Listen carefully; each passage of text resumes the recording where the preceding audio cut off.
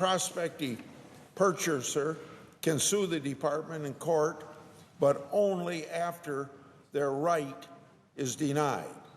But unlike many other gun control supporters, Professor Winkler wrote, quote, "We should take the NRA's criticism seriously," end of quote. He also wrote, quote, "If the Attorney General believes a suspected terrorist should be added to the list, she should have to go to court first and offer up evidence." Continue to quote, "Only after concluding that the Attorney General has probable cause should the court approve the denial of a suspect's right to own a gun," end quote. The ACLU also opposes the Feinstein Amendment on civil liberties grounds. Supporters of this amendment would not prohibit a person in this database from exercising their First Amendment rights or the right to vote or the ability to have an abortion with the same absence of due process.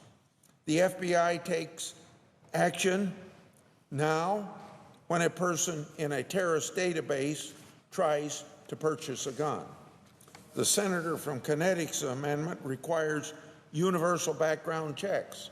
Last week, the senator from Connecticut contended that there is less gun crime and fewer homicides in states that have passed strict gun control laws like his state. But homicide rates are higher in Connecticut than in many states that provide greater protection of gun rights, such as my state of Iowa. All you need to do is to look at Maryland to refute the claim that imposing tougher gun control reduces crime. Despite enacting very stringent gun control, murders in Maryland, and particularly in Baltimore, have increased dramatically. The other side wants it both ways. Heads, I win. Tails, you lose. Where crime falls and state laws are stringent, they say the state laws work, regardless of laws anywhere else. Where crime rises in states with gun control, they argue it is because other states have lenient laws. The Washington Post recently reported a study that found no correlation at all, much less causation, between homicides and state gun laws. And that same newspaper, fact checker, gave my colleague's claim 3 Pinocchios. Similar, we hear that reenacting the assault weapons ban could stop mass murders. This policy has been tried and failed. Even Justice Department funded research found the effects of the ban on crime to be none to minimal. Once again, the Washington Post fact-checked the Democrats' erroneous claim and gave it 3 Pinocchios. The senator from Connecticut has also statements made about online purchases of guns, as if would-be terrorists could order one from Amazon and it would show up at their door without a background check. This is not the law either. A person is not allowed possession of guns ordered online, out of state, or from a licensed dealer without undergoing a background check. Additionally, the senator from Connecticut's amendment would create a new federal felony for not reporting a lost or stolen gun to local police and to the U.S. Attorney General.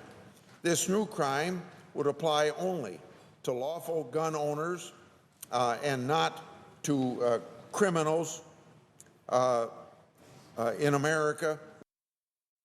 We normally prohibit in criminal actions. Although that limits the freedom, it does so much less than the law that criminalizes inaction. For ordinary citizens, this is very rare. The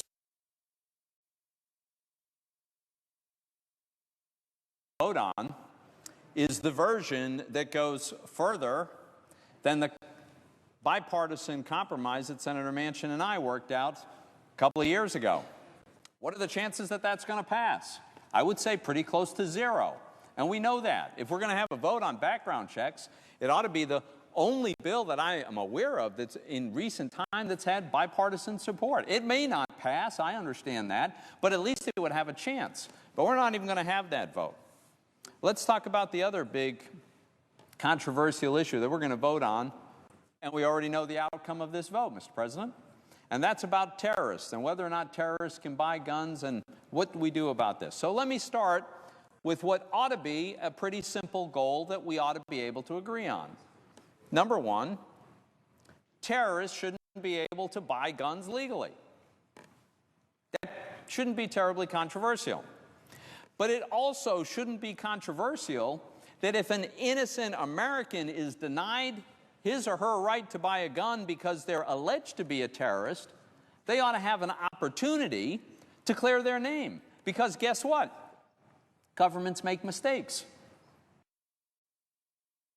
The federal government makes mistakes all the time. The mere fact that they have a list almost guarantees that somebody's on that list wrongly. That's not a reason to do nothing, but it's a reason that you have to have a meaningful process whereby people could challenge their status of the list. Well, the bills we're going to vote on tonight, I think, have serious flaws. First, the Feinstein Amendment. There's no due process at all, nothing to speak of. Think about the way this is designed, the way this bill is designed. And by the way, we've already had this vote, and it failed overwhelmingly.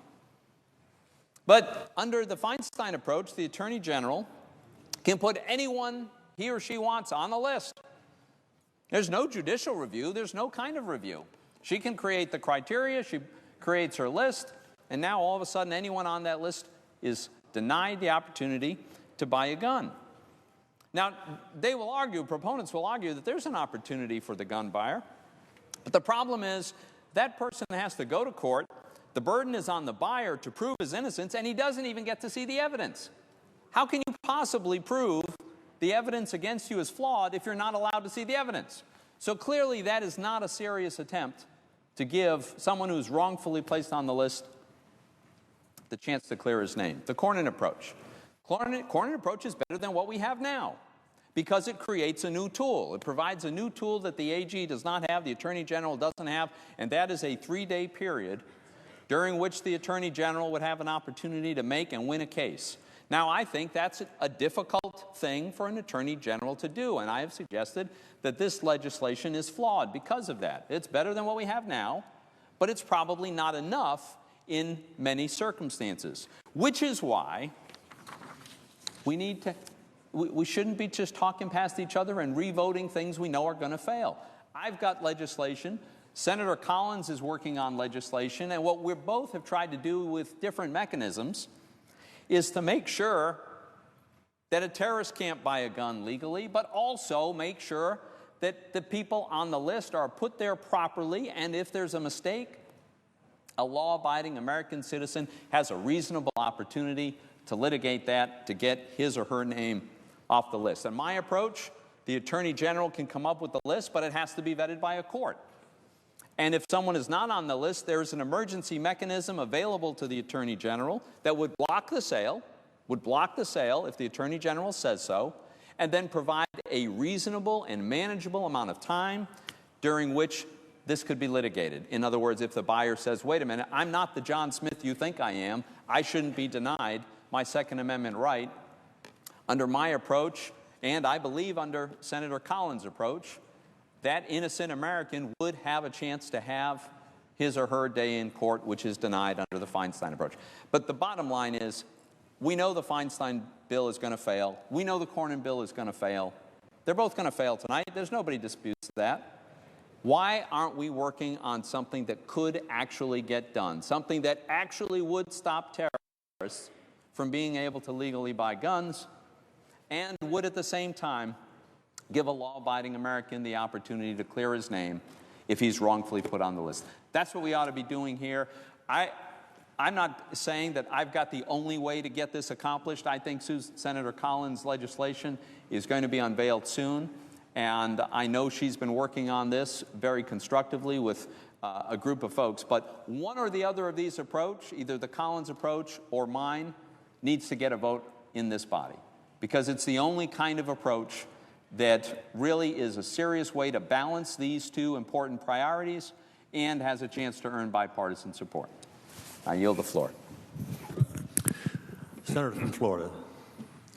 Mr. President, yes, this senator's from Florida. This senator's from Orlando. Mr. President, this is an AR-15. It is the civilian version, semi-automatic of the military version M16. This is what the killer in Orlando a week ago took in. It's the same caliber, .223. It's a collapsible stock. It's the Sig Sauer MCX. Do we think that a person that is on the no-fly list ought to be able to buy one of these lethal killing machines?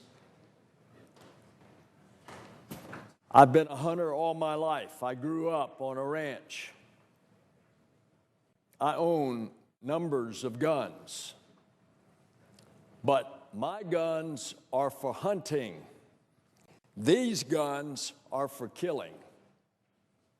And that's what exactly that weapon did to 49 people just a little over a week ago. And so if we have a list, and it is approximately 1,000 American citizens or American people that are here legally, both not Americans, that category is called American persons, roughly 1,000 on the no-fly list. If they can't get on a plane to fly, should they be able to go out and buy one of these? Now, there's another 1,700 folks that are on a selectee list. And those are the ones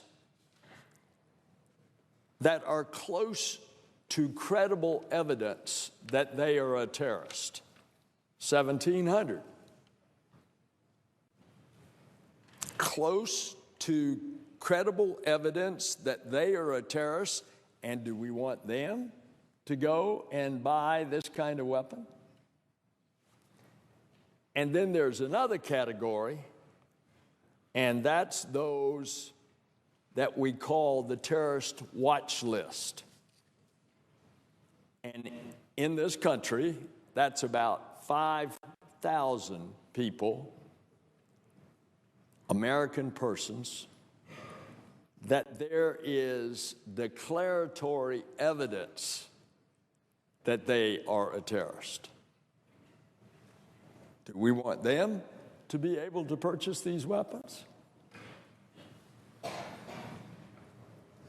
The Feinstein bill, that group of 5,000, that's it in America, 5,000. There's many more that are internationals, but 5,000 American persons on that list.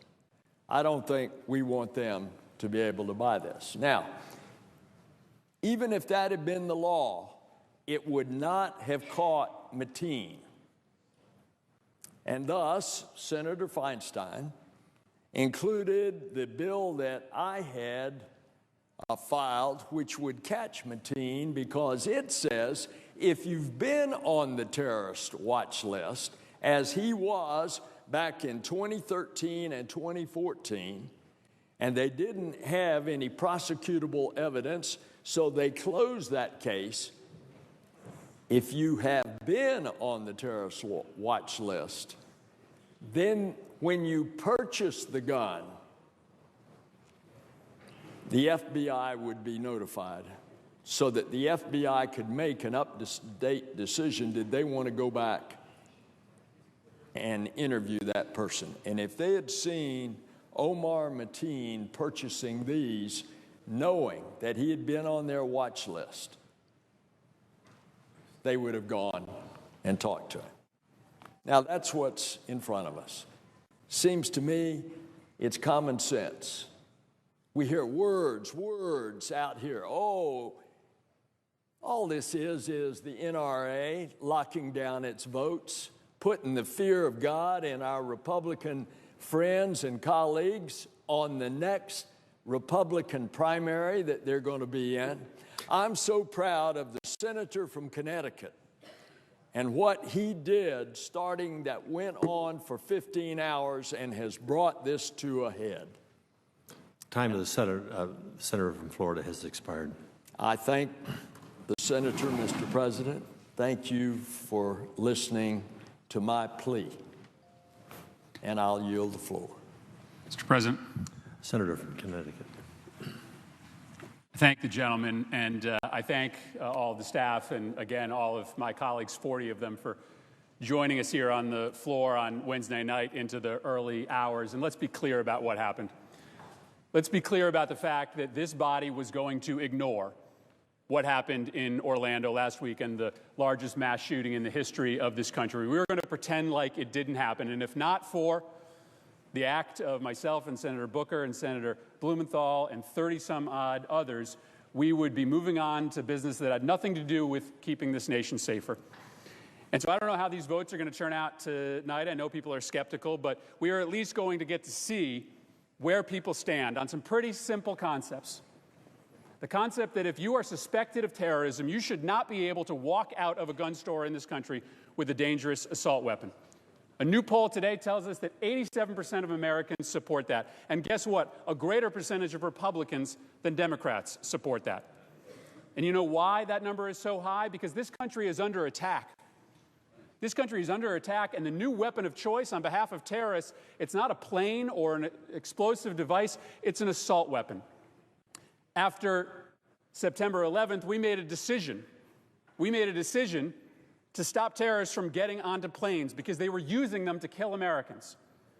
Well, today, terrorist recruiters are specifically instructing would-be terrorists to go into gun shops and to gun shows and walk out with assault weapons that, as we saw last weekend, can kill 50 people in an instant. So why wouldn't we apply the same careful protection?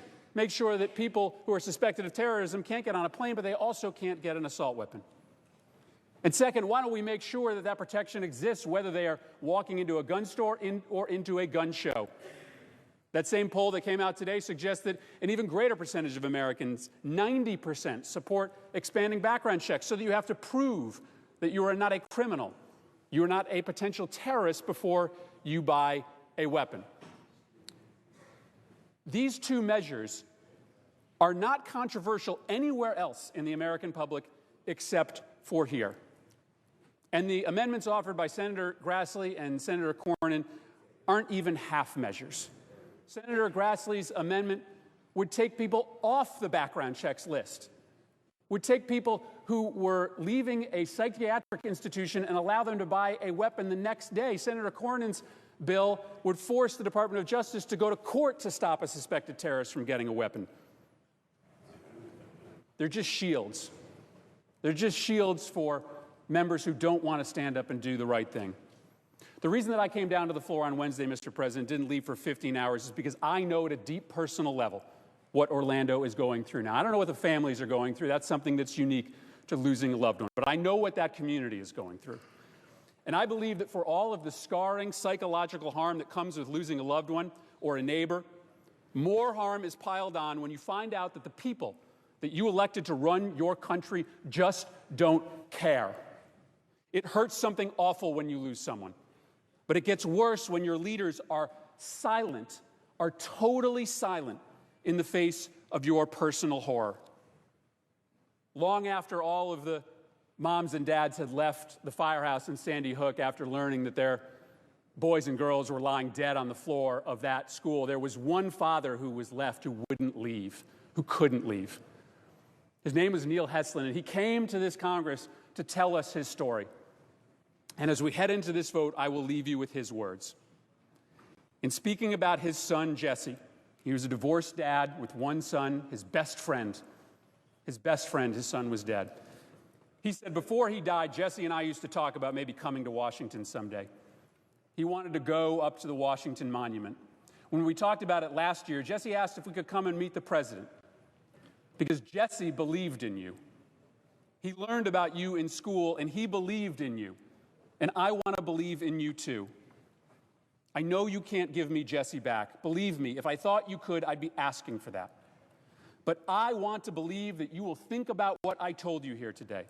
I want to believe that you'll think about it and you'll do something about it. Whatever you can do to make sure that no other father has to see what I've seen. My friends, we need to have an answer for Neil and the 80 other fathers every single day who join the ranks of those who know his pain. I'd urge the adoption of the Murphy and the Feinstein Amendment, and I thank you for your time. I yield back. The clerk will now report the motion to invoke cloture.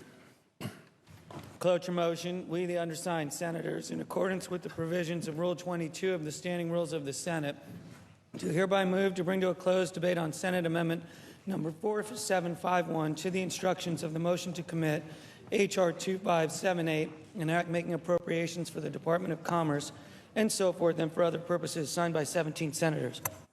By unanimous consent, the mandatory quorum call has been waived. The question is it the sense of the Senate that debate on Amendment Number 4751, offered by the Senator from Kentucky, Mr. McConnell, for the Senator from Iowa, Mr. Grassley, to the instructions of the motion to commit H.R. 2578 shall be brought to a close. The yeas and nays are mandatory under the rule. The clerk will now call the roll. Mr. Alexander, Ms. Ayotte, Ms. Baldwin, Mr. Barrasso, Mr. Bennett, Mr. Blumenthal, Mr. Blunt, Mr. Booker, Mr. Bozeman, Mrs. Boxer, Mr. Brown, Mr. Burr, Ms. Cantwell, Mrs. Capito, Mr. Cardin, Mr. Carper, Mr. Casey, Mr. Cassidy, Mr. Coates.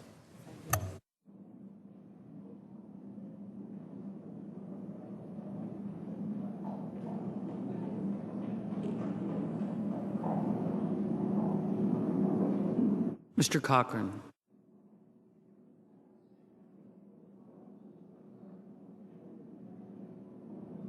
Ms. Collins.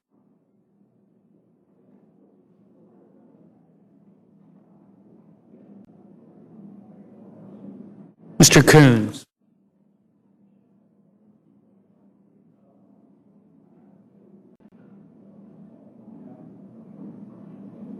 Mr. Corker. Mr. Cornyn. Mr. Cotton. Mr. Crapo. Mr. Cruz.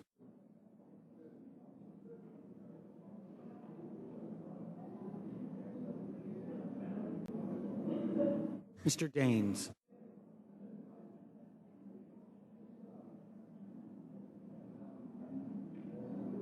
Mr. Donnelly.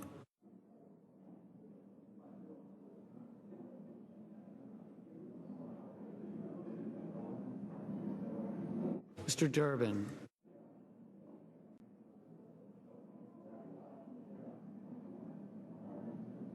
Mr. Enzi.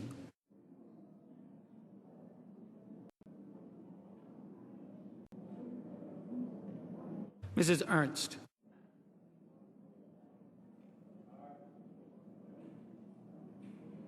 Mrs. Feinstein. Mrs. Fisher.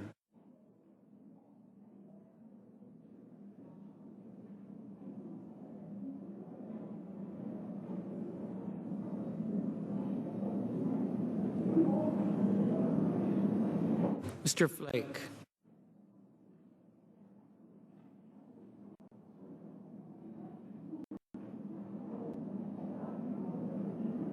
Mr. Franken.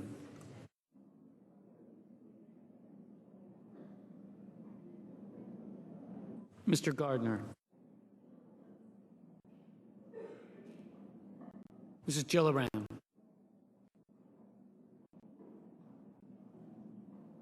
Mr. Graham.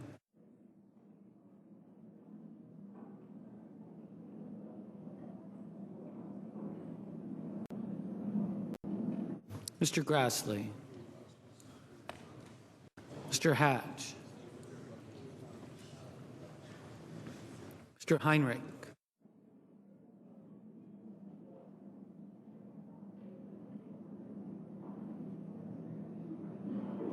Ms. Heitkamp.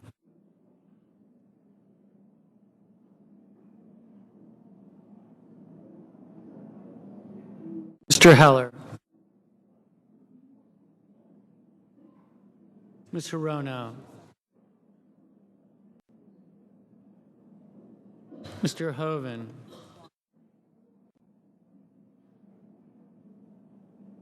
Mr. Inhofe.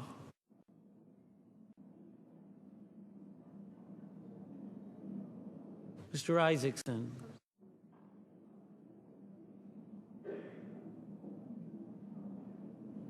Mr. Johnson.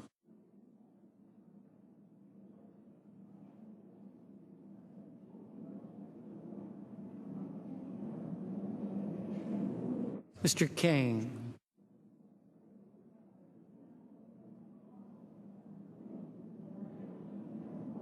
Mr. King. Mr. Kirk.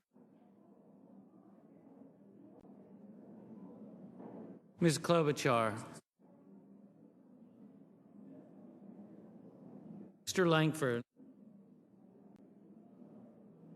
Mr. Leahy.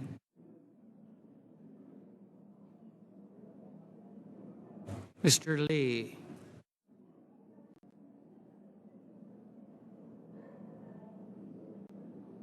Mr. Manchin.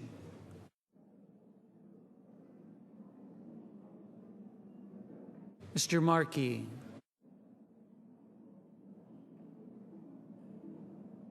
Mr. McCain.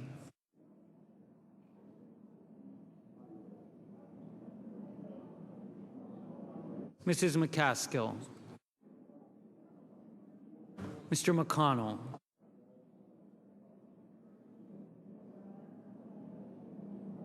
Mr. Menendez.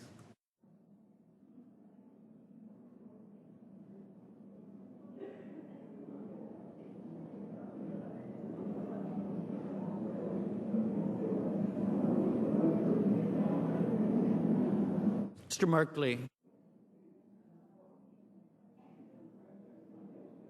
Ms. Mikulski.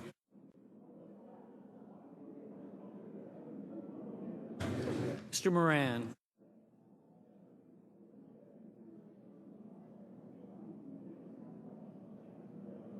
Ms. Murkowski. Mr. Murphy.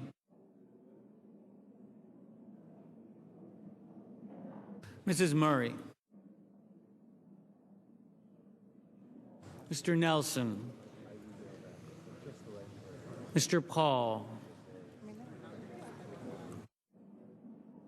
Mr. Perdue. Mr. Peters. Mr. Portman.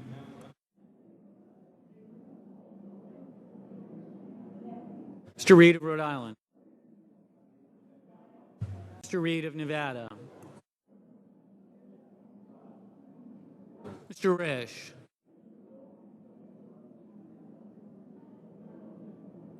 Mr. Roberts.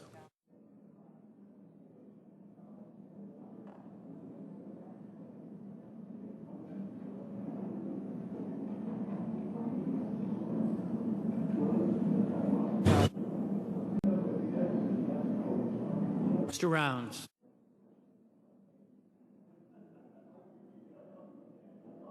Mr. Rubio.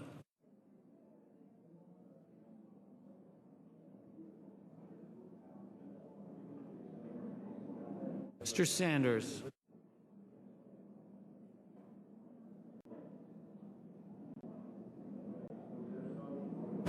Mr. Sass.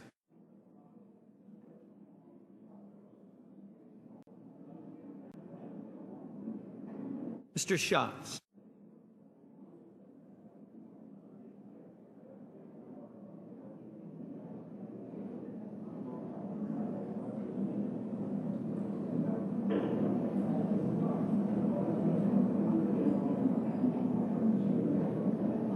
Mr. Schumer.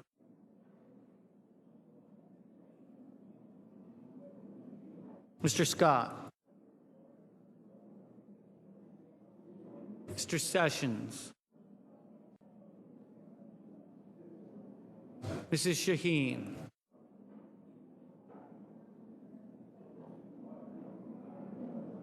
Mr. Shelby.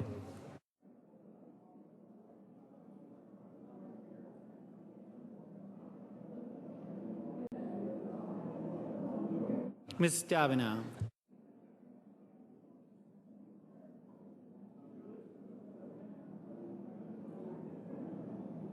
Mr. Sullivan.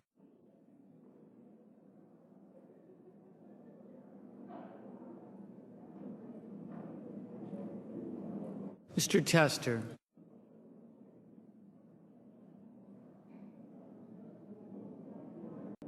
Mr. Thune.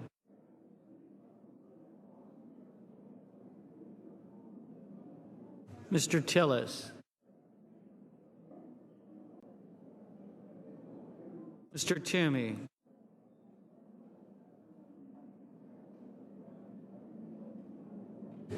Mr. Udall.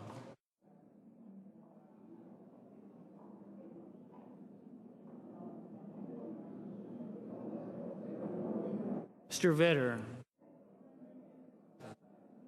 Mr. Warner.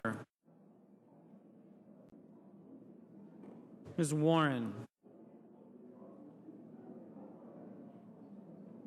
Mr. Whitehouse. Mr. Wicker.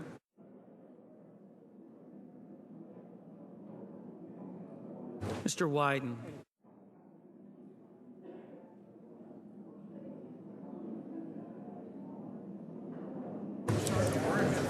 Senators voting in the affirmative: Barrasso, Blunt, Bozeman, Capito, Coates, Cornyn, Crapo, Fisher, Flake, Grassley, Hatch, Isaacson, Johnson, McConnell, Hall, Portman, Risch, Roberts, Rounds, Scott, Shelby, Thune, Toomey, Wicker. Mrs. Ernst, aye.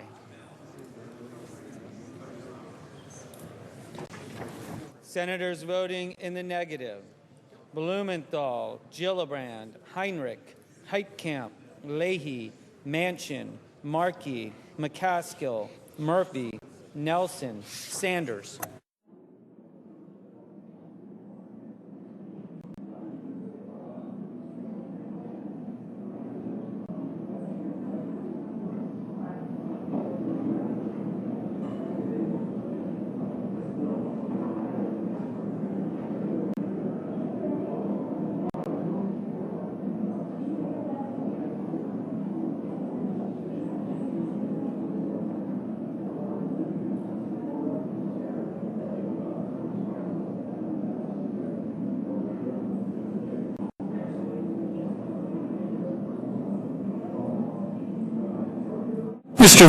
Mr. Vitter, aye.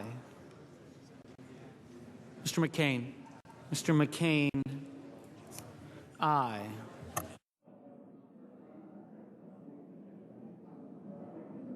Mr. Reed of Rhode Island, no. Mr. Kane, no.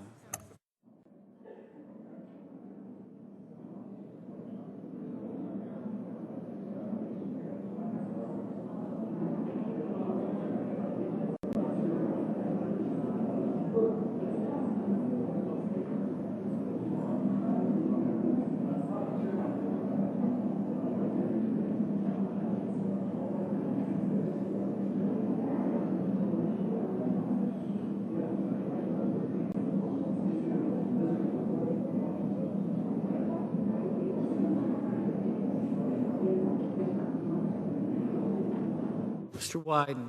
Mr. Wyden, aye. Mr. Sass. Mr. Sass, aye.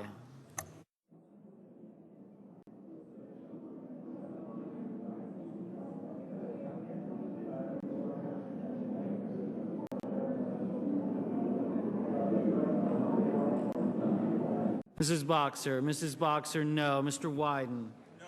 Mr. Wyden, no.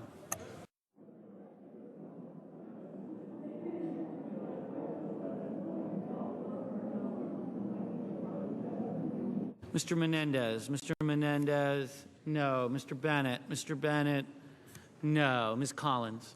Ms. Collins, aye.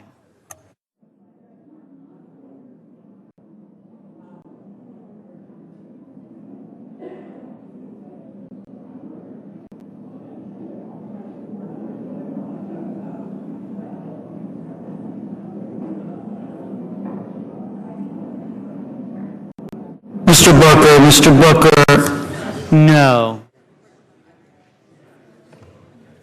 Mr. Graham. Mr. Graham, aye. Mr. Burr. Mr. Burr, aye. Mr. Cochran. Mr. Cochran, aye.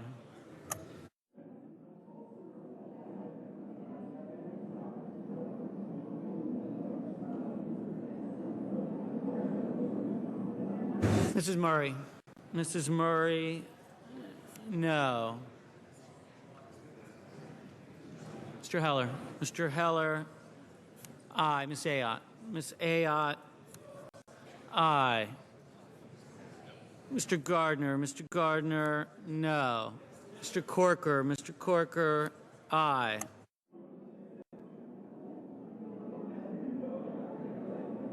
Mr. Cassidy. Mr. Cassidy, aye. Ms. Warren. Ms. Warren, no.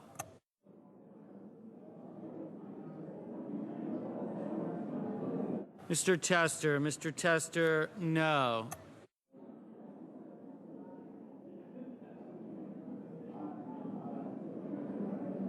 Mr. Franken. Mr. Franken, no. Mr. Tillis. Mr. Tillis, aye. Ms. Mikulski. Ms. Mikulski, no.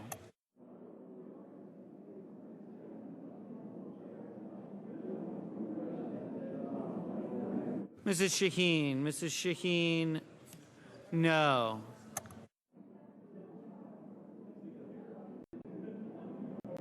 Mrs. Feinstein. Mrs. Feinstein, no.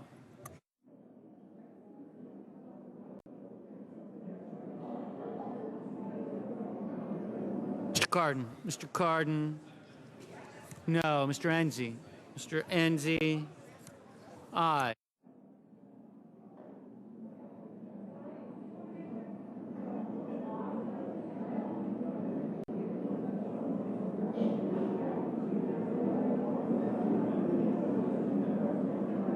Mr. Casey. Mr. Casey, no. Mr. Perdue. Mr. Perdue, aye. Mr. Durbin. Mr. Durbin, no. Mr. Donnelly. Mr. Donnelly, aye. Ms. Klobuchar. Ms. Klobuchar, no. Mr. Cruz. Mr. Cruz, aye. Ms. Hirono. Ms. Hirono, no.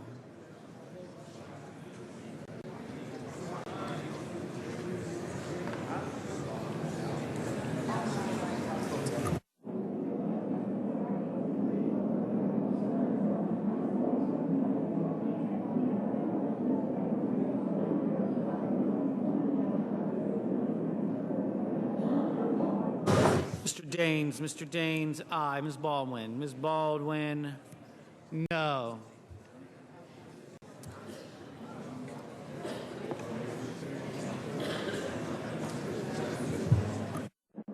Mr. Reed. Mr. Reed of Nevada, no. Mr. King. Mr. King, no. Mr. Rubio. Mr. Rubio, aye. Mr. Schatz.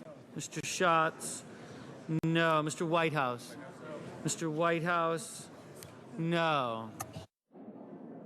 Mr. Lee, aye.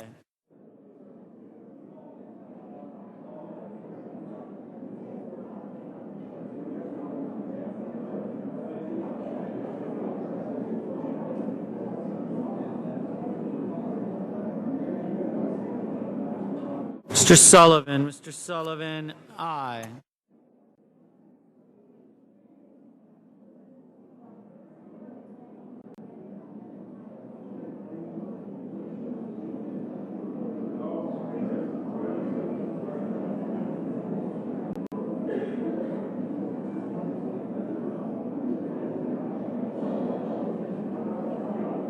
Mr. Langford, aye.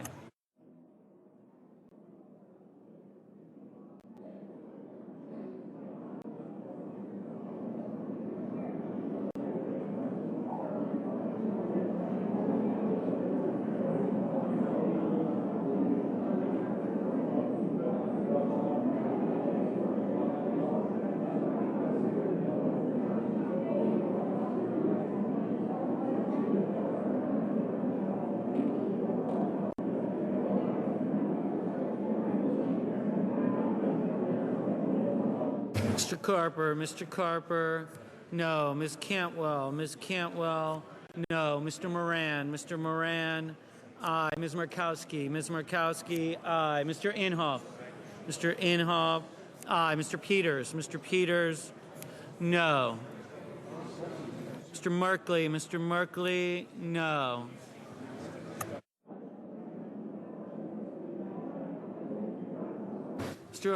Mr. Hoven, aye.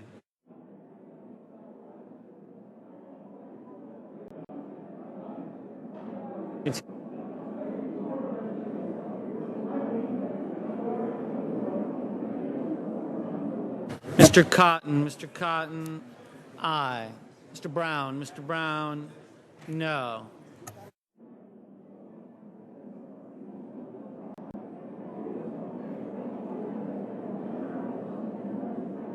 Mr. Warner, no.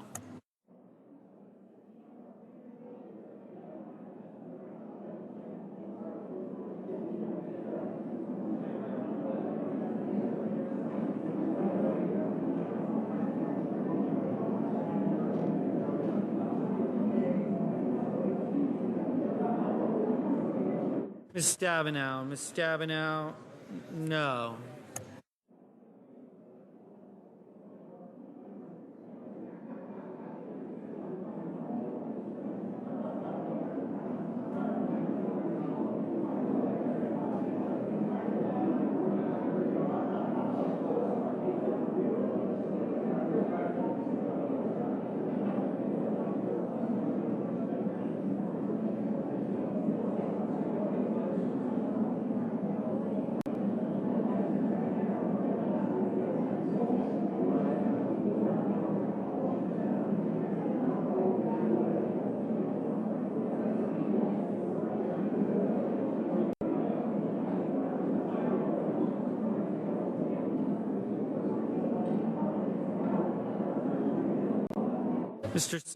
Mr. Sessions, aye. Mr. Schumer, no.